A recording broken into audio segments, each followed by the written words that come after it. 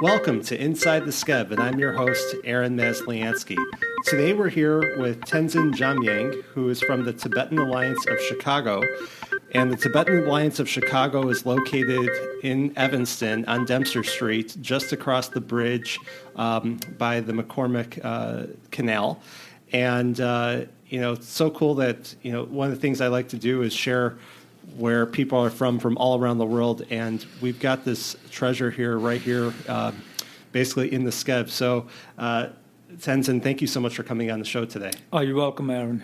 Well, Thank you for the opportunity. Oh, it's my pleasure. And, I really want you to be able to tell everybody about what you do, your story. So, because I've probably driven by that building thousands of times, and I've, never really knew the story. And I think, I want to peel back the layers on that. So what is the Tibetan Alliance of Chicago? You're right, Aaron. It's not very visible. We have a very small sign in front of the building, and it is adjacent to the Kabul House, which is like a pretty famous restaurant in North Chicago. So the area is not that big, and so that's why you probably skip, a lot of times you drove by. I'm just going to the car wash. Exactly. Yeah. It's next to the car wash. You can see the car wash all the time, and you can skip us all the time. Exactly. That's how it's not very visible, and it's understandable.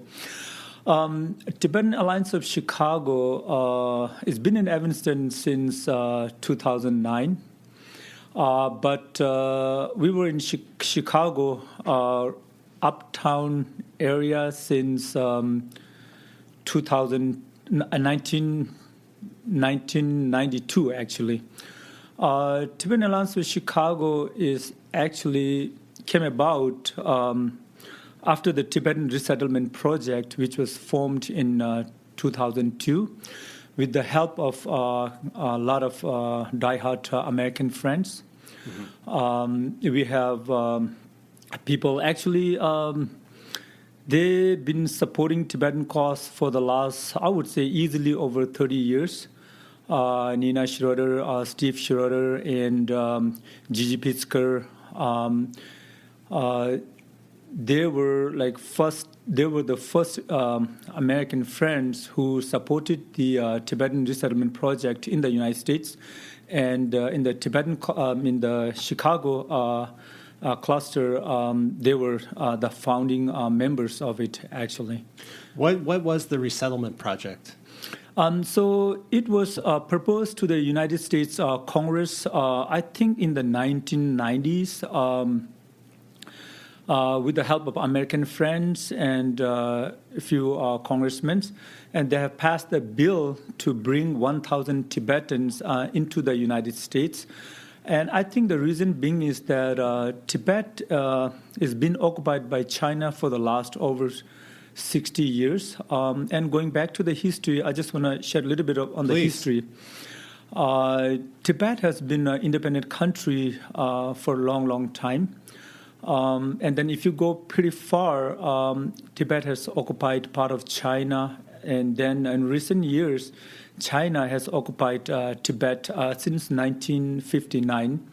They have killed 1.2 million Tibetan people, have destroyed over 5,000 monasteries. And Tibet is known as Holocaust of Asia. But there have not been lots of tragic stories of Tibetan out in the world. I really don't know why the reason may be, but the history is pretty out there. Your audience probably know a lot of histories and a lot of things about Tibet. So Tenzin, when you talk about what's going on with China and Tibet, can you clarify what you mean by that? Is it the Chinese government more so? No, not necessarily. The Tibet was taken over by the People's Republic of China, which is the communist regime of China. So when I say Chinese, I mean the Chinese, the government, which is the CCP, they call it the Communist Party of the Chinese, and basically, the Chinese people are just like us. They're just like everyday people, who's trying to survive themselves, and it is the government who has suppressed the Tibetan people. And for the people right now in China who with the coronavirus going on, we have a prayer at the community center every Sunday for about 2 hours in our community center for the Chinese people, at the center right now. Wow. So ever since the occupation of Tibet by the Chinese, there have never been Tibetan in the United States as immigrant or anything like that. And so it was an opportunity given, bill passed in the Congress and given opportunity to the Tibetan citizen to, be part of the United States citizen. Do you think that people don't discuss as much about what's gone on in Tibet because of fear of angering China? Oh, my God, Aaron, you absolutely are right. Nowadays, the world has changed dramatically for the last, I would say, 30, 40 years. Everything is based on economy, money, and power. So the companies, corporations, and even the governments are pretty, under China. And they don't want to jeopardize their shareholders or politicians. And because of that, Tibetan story is suppressed pretty much. But we do, on the bright side, we do have a lot of good, diehard Tibetan supporters around the world. And so basically right now, the Tibetan situation, as much as is dying, underneath it is pretty kept pretty strong because of the people, the support for the Tibetan cause. Yeah. And, what has the United States' role been in trying to help support the people of Tibet, besides the Resettlement Project? There's been, active support by the Congress and the United States population that they have support in the Tibetan governmental functioning by contributing funds to the everyday, function of the Tibetan government. They have supported. So the resettlement is one of them, and then every year there's funds to support the Tibetan cause from the American government. It's there for sure. Yeah. But I mean, I was reading a little bit about your history. You actually were not born in Tibet, right?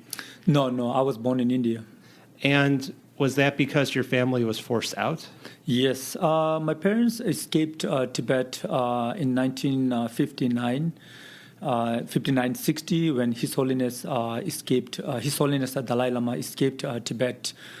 Pretty much almost the same time they escaped. And my dad, he was around like 16 years old, and he got caught by the Chinese police or the military a couple of times, and he was able to make it third attempt he made it to Nepal. Wow. And then he moved to India eventually. Wow. And where's your family? I mean, do most people, were they fighting for the independence at that time? Oh, at that time, yes, because Tibet was an independent country, and when they escaped, there was no Chinese living in Tibet in 1950s, 60s. Maybe very few business people here and there, but overall there was no Chinese. There was no Chinese government. It was completely Tibet had its own currency, postage stamps, a complete, fully function government, and so when the people escaped from 1959 all the way till the 70s, they were completely looking for full independence up until His Holiness the Dalai Lama, who have met a lot of the world powerful leaders, discussed the Tibetan situation, past, present, and future, and considering all of that, and now recently, I would say since the 80s, he's been pushing, autonomy now with the Chinese. Right. I mean, because basically what happened was the Chinese were trying to take over the foreign policy decisions and security issues for Tibet, and then crushed any type of independence after that point, right? No, actually, they have done that since 1959. I mean, since 59, that's what I'm saying. Right. They have taken over. Actually, it took only basically 2 weeks to take over the whole country because Tibet literally didn't have military. Maybe like I heard like there was like 5,000 people of military force or something in Tibet, which is actually Tibet is not a small country. Actually, it's the size of if you combine 4 of Texas, that's what they give. That's the size of Tibet. Tibet is one of the largest countries in Asia.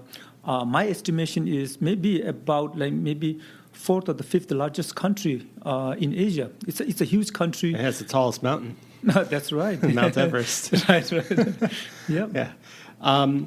So you came here in this resettlement, and there are 1,000 people. How did you get to come here? And how many people came to the Chicagoland area? So it was for 1,000 Tibetans from Tibet, Tibetans from Nepal and India, and it was it was very hard to make decision who would get to go. So the government did a lottery system, and I won a lottery. Basically like out of maybe around maybe 40, 50,000, I don't know how many drawings there. And then I won a lottery to come to the United States. So in Chicago, we were, I would estimate around maybe 150 people. Did you know anyone who came with you? A few of them, few people. Yeah. Not most of them, because there were people from Nepal. I never lived in Nepal, but I've been to Nepal a couple of times. And then people from southern India. But our place is all the way on the north India, in the Himalayas. Yeah. So, there was a couple of few people from my town, and then there are people from all over India, pretty much. And did you, have you ever gone back? Oh, yeah, I go back to India pretty often because my parents live there. And I took my kids to study in India for a few years, and we do go back every couple of years. Yeah. Were you married at the time that you came over? No. I was only 20 years old. Okay. Yeah. Is your wife Tibetan? Yes, she is. And was she part of the program as well? No. So she got here before or after? Way after. She came here 2002. Mm-hmm. Yeah, I came here in 1993, so way before her. Is it easier now for people to come here from Tibet than it was back then? No? No, not really. Now from Tibet is completely shut down, like from the borders to the Nepal. It's been, I would say, around 2000, since 2008, it was becoming impossible for Tibetan to escape Tibet and go to India or Nepal. Why has it been shut down? What happened? Because the uprising in 2008, Chinese have seen the revulsion of the Tibetan people, how they are not, how they are so uncomfortable with the Chinese regime, suppressing Tibetan people, and the young people has arose from the suppression in 2008, and there's been a huge uprising in 2008. Since then, there's been I would say over 100 and maybe 50 self-immolations of Tibetan people. It's been happening every few months, few weeks. So, yeah. Are they effective when people do something like a self-immolation? Does it spark more resistance? Within the Tibetans, I think it is pretty clear that Tibetan people inside Tibet, they feel more stronger, bond towards His Holiness, the Dalai Lama's, teachings and the Tibetan identity. But even outside Tibet, in India, Nepal, Tibetans really feel that there's something needs to be done. And when people do self-immolation, it is. Some people say, "Oh, it's not a good idea." Like what other ways of protesting is left for the Tibetan people, because we don't believe in violence, and in the non-violence, Tibetans have Tibetans been protesting all around the world since 1959, and and people have doing walks, all over the world, and there's nothing. And then also, I also participated in a hunger strike in front of the United Nations in 1995. Sorry, and even the secretary of the president of the World United Nations came in front of me, actually promising that they will do something inside the United Nations for the Tibetan cause. And it's been almost 20 years now, and I have not heard anything tangible where Tibetans can feel confident about the world body, where they can feel and say, you know what, something is happening, something good is happening for the Tibetan cause. I have not seen anything. And Tibetans been doing non-violently for the last over 50 years, and nobody seems like nobody really. I mean, general public do care. Governments may do care, but we have not seen the real results of like what they're trying to help or do solve the Tibetan issue, for once for and all. And when you talk about what you're doing in order to protest, you had talked about doing the hunger strike. What else have you done as well? The hunger strikes, it was in 1995 in front of the United Nations for about 2 weeks. And that was a very good learning experience. And also I have walked for Tibet and Taiwan, close to, like, I would say around 1,000, maybe like 1,100 miles or something like close to that range. So yes. Where was that from and to? One of the walks I did was from Indianapolis to Chicago.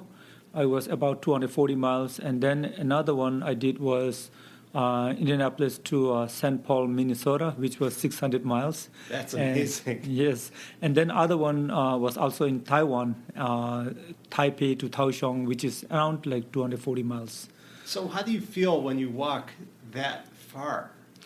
The 240 miles walks are pretty simple, doable, pretty easy. It's not that hard.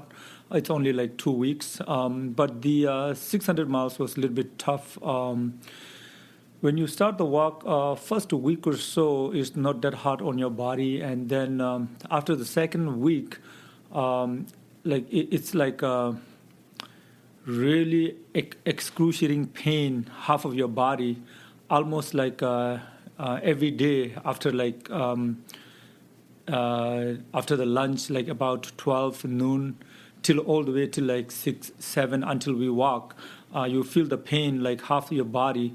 And then when you lie down in the evening, you just fall asleep right away. Your body is like almost like a dead meat. And then you get up in the morning, the pain is gone. There's no pain. You just feel really fresh and very healthy and ready to go. But then the same thing happens like after noon, your body kind of feels the pain, and then you're just walking on the pain whole like almost the evening. And then the same, thing over and over for like the next 2 weeks. So it was hard, but then again, it was like, it was very spiritually, like it's a very, it's like a very strong learning experience where like you can feel the pain, but then it goes away every time, and it makes you a little bit more in the zone of nature. It makes. I mean, it connects you exactly with the nature, and it leaves a good. I know it makes you feels overall it feels good. After when you're done with it. Yeah, I mean, and when you do a walk like that, does that bring a lot of attention to the Tibetan people's cause? I think so because even though in the general public we might not see too much happening in terms of support for Tibetan cause and stuff like that, but in the Congress and the Senate, in the United States government, it makes a huge difference. And even in Europe, there's a huge support for the Tibetan cause inside the parliament, and even the United States, same thing. So in everyday life, when we may not see, in the public, what's going, there's not much friction going on. But with these walks and hunger strikes and protests we do all around the world, it makes a huge impact inside the office, inside the parliaments of different countries. It's just that we need actual intangible support, and that's where the government's lack right now. Yeah, right. I mean, there's been a lot of protest movements throughout the years, or even the Tibetan freedom concerts, right. To bring attention to that. Mm-hmm. How did that start, and was that effective in doing anything? I mean, you mean the concerts? Yeah, the concerts. Well, yeah, I mean, it helps to bring awareness to the young population, busboys, they have been, outspoken for the Tibetan cause. A lot of young people, becoming aware of what's happening in Tibet. But what we need is a real action done from all the way on the top. The people, because in general population, people have so much things going on in their life. They can't be doing 24/7, 24/7 for the cause. Yeah. And everybody does their share. The governments and the leaders, they need to do their share for the Tibetan cause if they feel for it. But let me tell you this: Tibetan. Okay, so this would be a good way to put it. The Tibetan supporters in the Chicagoland has been one of the biggest supporters are the Pritzker's family, and this is what I heard on the recent interview of His Holiness the Dalai Lama, and he had mentioned this story, and it's pretty interesting. So the Pritzkers have told him on the interview, one of the interview that. The reason the Pritzkers have brought and helped Tibetans to bring to Chicago there was only one reason, and it was to bring peace in the Chicagoland. And he had so much, the Pritzkers, they have so much admiration for His Holiness and, his work, tireless work over the years. And they feel that the Tibetan civilization have so much to offer to the world.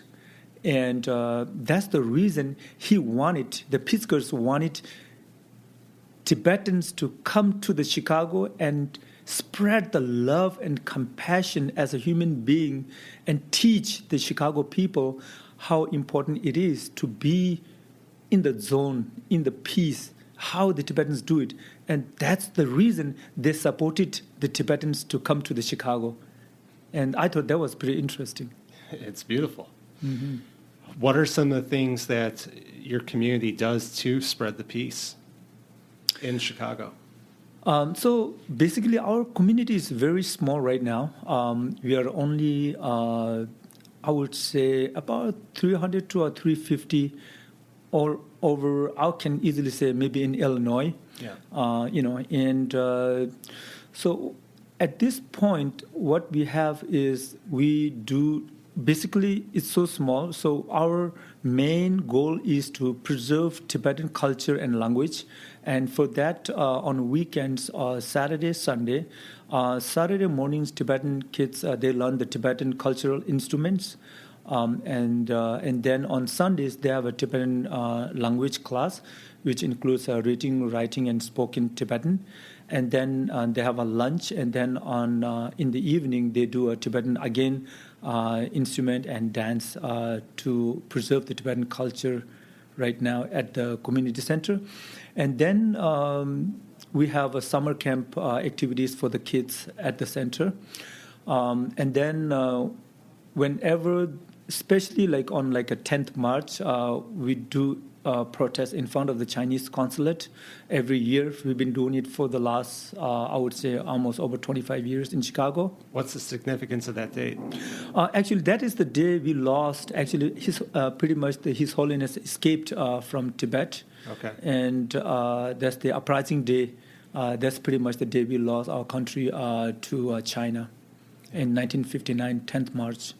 And you also participate in different functions throughout the community, like the Skokie Festivals of Culture, right? Oh, yeah, every year. We've been going there for over, I would say, easily over 15 years. We've been participating at the Skokie culture, and that's been a very good exposure. And also, it's a good opportunity for the kids to, present our culture.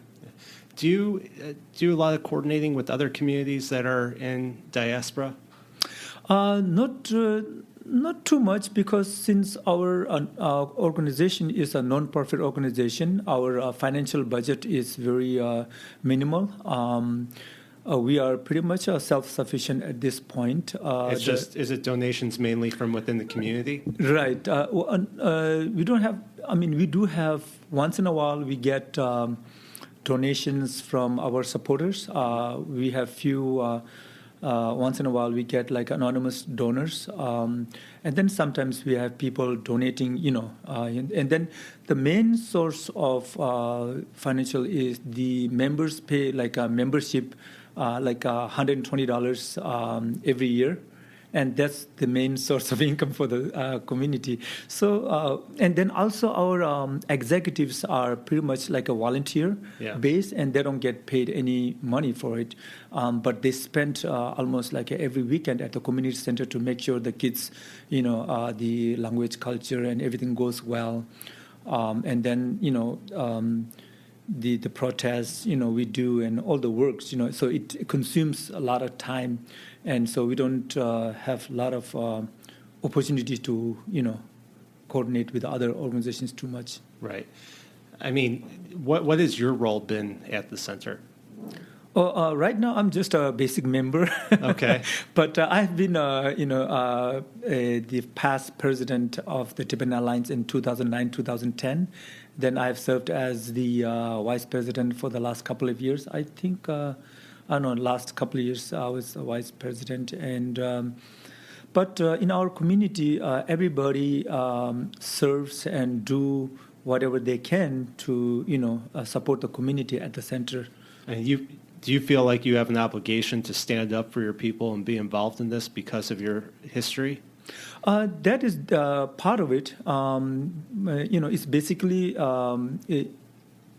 being a Tibetan. It is your responsibility to serve and do your best to serve the community.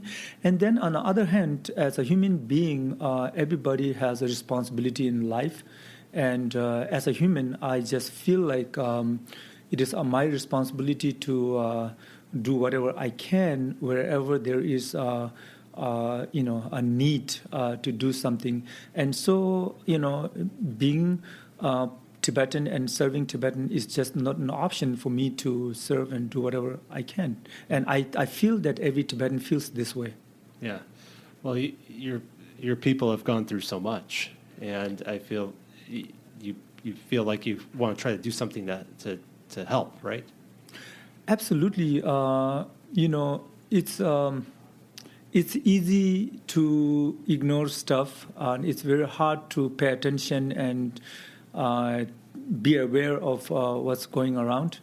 And Tibetan people have suffered so much for the last 60 years. And so right now, the Tibetans are looking for the long term, and that is to preserve Tibetan culture, which serves not just the Tibetans, it serves the world as a whole for the long run, actually, to preserve, because violence has no room anywhere in this world.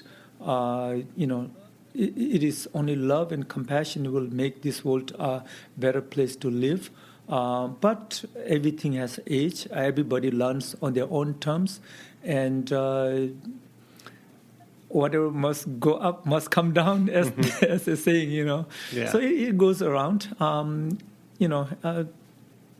Do you worry about preserving the culture when it comes to the second generation and then the third generation, where the children and grandchildren have not grown up in Tibet? My gosh, Aaron, you ask a very good question. It is definitely a threat for preserving our culture. We have seen the difference from my generations to the previous generation and my kids' generation. That's the reason I took my kids to learn Tibetan language and culture to India for the last, I would say about 4 years. I just want them to identify and understand where the culture is, the Tibetan culture is coming from and what it teaches. The threat is definitely there. That's one thing, Tibetan culture is good for the Tibetan culture, but then at the same page, every culture, every language, any society in this world, everybody needs to work on preserving their culture. We are preserving Tibetan culture because it makes sense to us. But anybody else, they need to work on preserving cultures because it is the culture you have gained and learned from your previous generations. But then also, like in the culture, sometimes there are things you don't need to do because doesn't make much sense in this day and age. It's okay to get rid of something which doesn't work. Right. But then you have to pay attention to your own culture, whatever culture it may be, and then make sure to preserve your culture, whatever is good in it, because it's very important for the humanity, and that's what I think. I think you're right. I mean, we all come from different backgrounds and cultures, and there are some good aspects to everything. There's a reason why a lot of things got passed down, and it's important to keep the memory of our past. The thing is, we are only thinking right now for the last maybe, I don't know if you think maybe past 10, 20, 30 years, but we've been in existence for tens of thousands of years, and people have done things in their own terms, and there are a lot of good things in the cultures, and if you, Aaron, you yourself, if you, go back to your culture, and if you look into it, there are so many good things you have learned from your parents, and you need to preserve those cultures for your children. Absolutely. Yeah. And a lot of people would say, "Oh, United States is a melting pot." I'm like, no, it's not a melting pot. It is a melting pot. If I give an example of those Kisses chocolates, where you have white on the one side and the dark chocolate on the one side, and there are rice on the top, and that makes a Kisses chocolate. I give an example. It's a melting pot where you melt and preserve your own whiteness, preserve your own brownness, and make it a good Kisses chocolate, and that's what I give an example, because culture is so important, and if something doesn't work in your culture, get rid of it, and then preserve which works. Yeah. No, I agree. I mean, I think, and especially where we are in Skokie, Evanston area, there's so many different cultures where people are trying to preserve where they came from and share that knowledge with the rest of the community. Absolutely. I mean, one of my previous guests, it was a couple people from the National Cambodian Heritage Museum, and they also went through, obviously, a very horrible genocide in the 1970s, and had to come to America, actually moved to Uptown, similar to where your organization started, and there's a loss of culture, there's a loss of what the music was like, anything, the art, and they're trying to bring that back so people can remember it, because there are some really great things about these cultures that need to continue forward. So I agree with you. I mean, from my culture, I'm Jewish. My family, many generations before were in Eastern Europe, but there's a lot of tradition, culture that was brought here, especially to Skokie, and there was the Holocaust and everything else. You have to remember that, and you have to be able to piece together the different parts of the culture, and that's, I think, what makes America great. That's what it is. And it's not a melting pot of where you melt and you lost yourself. Right. Melting pot of what I explained. It should be, you should melt and preserve. And come out of it. Right, and we learn from each other. Right. Yeah.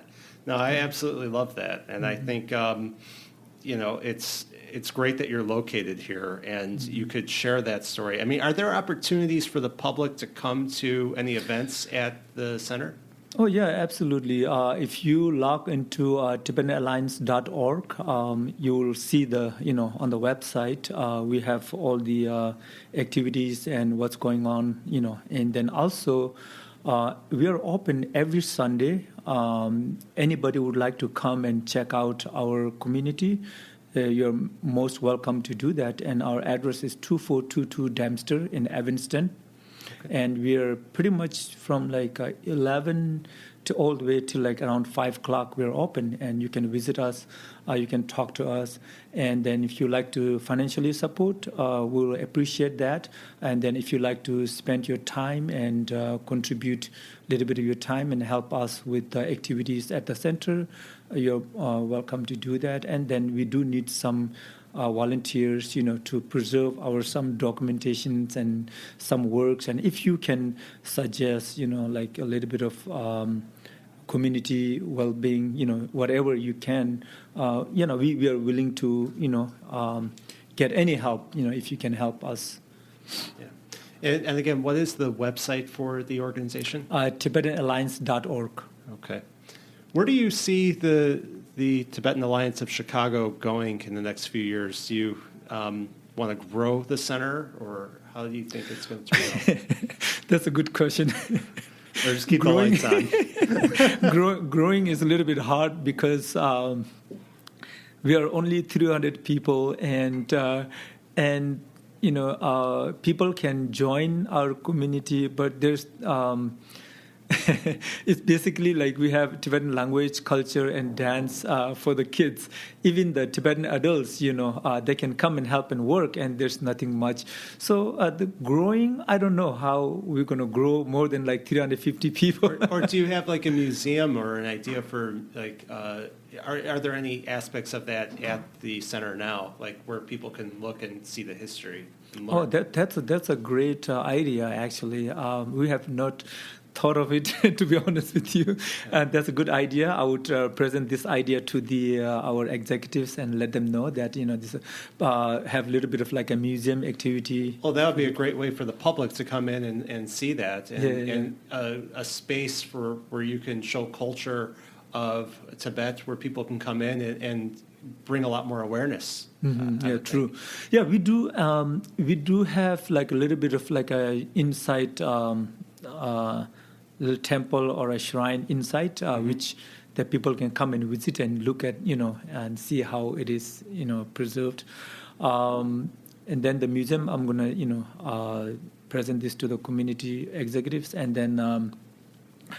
But we do celebrate His Holiness the Dalai Lama, July 6th every year, and then also we celebrate Tibetan Losar, which is the Tibetan New Year, which Tibetans follow the lunar calendar, and this year, it'll be February 24th, and we invite our American friends and anybody who would like to come and check out how we celebrate our, activities. They're most welcome to do that, but then also they can learn a lot from the website. How can the general public support the Tibetan cause? I would say first, number one would be learning about Tibetan history a little bit, and then in your area you can, if you feel that Tibetan cause is something needs to be saved in this world, then you can take actions. There's so many actions you can take. Let's say in the United States, you can contact your senators, congressmen, mayors, in your place where you live. And then other ways to do is find Tibetan clusters of communities in your area, and then join them and talk to them and see what kind of help they need. So in Chicago, we've been in Chicago for almost over 25 years now, and we have lots of, as I said earlier, we have lots and lots of supporters for the Tibetan cause, especially the Gigi Piskers, Nina Schroeder's, Steve Schroeder's, Jeff Liebman. Those are the founding members of Leslie, Chris Penos. Those were the people who actually were the founding members of the Tibetan Alliance of Chicago. It was known as the Tibetan Resettlement Project. Mm-hmm. And so right now, the people can, especially let's say in Evanston, we've been here for almost 10 years. We have a lot of supporters. Some are anonymous supporters with a financial. Some do a tutoring for our kids. And my plea is that if you like to help Tibetan Alliance or the Journal in Tibetan, contact us, and whatever ability, qualifications you may have, you can support in terms of that. If you're a teacher, you can help us with the tutoring our kids. If you're good with the financing, you can help us, generate some funds for our community, because our community is self-sufficient. As I said earlier, members pay $10 a month, and we have about 150 active members, and overall there's around 350, I think, Tibetans live in the Chicago area right now, in Evanston area. So yeah, you can help us whatever ability, whatever you can, however you can contribute, if you feel that there's something you can do, and these are the ways you can, And then also going on the internet, if you log onto tibet.org, mm-hmm. You will learn a lot. There's different ways you can help, not necessarily even just in Chicago, just anywhere you want to help, however you feel about Tibetan cause, you can help different ways. It's great that we have the opportunity to speak about this, and mm-hmm. that we have free speech in this country to mm-hmm. not fear what can, just to be able to express what's going on. Mm-hmm. Yes, absolutely. Yeah. Well, I think that there's a lot to learn here, mm-hmm. and I'm so appreciative of you coming in and spending time and talking to the audience here about the history and what you're doing at the Tibetan Alliance of Chicago. So, Tenzin, thank you so much for coming on the show. Thank you, Aaron, for the opportunity. We really appreciate it. Pleasure.